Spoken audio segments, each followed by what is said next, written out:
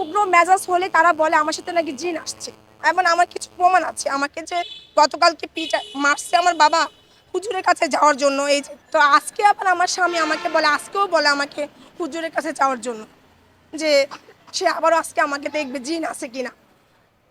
এইটুক পর্যন্তই আমার কথা আজকে আর কি। এইখানে আসার বুদ্ধিটা, আমি বিকর্ণেস স্কুলের সামনে গিয়েছি, ওইখানে হুজুর আছে।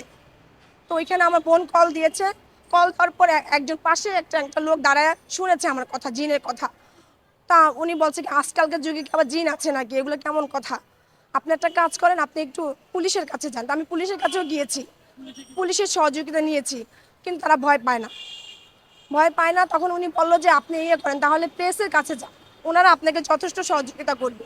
আমি পপুলারে দেখাইছি, আবার আমাদের নারায়ণগঞ্জে ওই সাইডে একটা পপুলার আছে, আমি জানি না সেটা। এখন আমাকে তো এখানে রিপোর্ট দিতে হবে আগে, যে খারাপ না ভালো আমি। তারা বলতেছে আমি জিনের রুগী, তা আমাকে তাকে প্রমাণ করতে হবে যে আমি ভালো।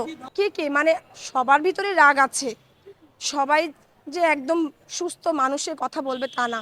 আজকে আমি রাগারাগি করলে আপনি রাগারাগি করবেন, আবার আপনি করলে আমি করবো, এটাই স্বাভাবিক। কিছুক্ষণ পর আবার আমরা সবাই স্বাভাবিক। হ্যাঁ, ও যদি আমাকে মারে তখন আমি গায়ে হাত। স্বামী আমাকে অনেক অত্যাচার করেছে।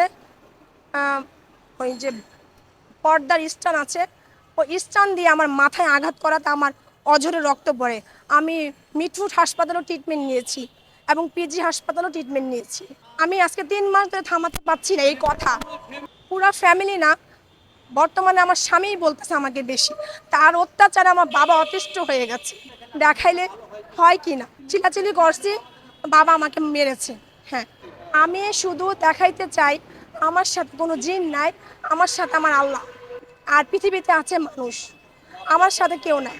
জিনের আশ্রয়টা নিয়েছে 1 বছর,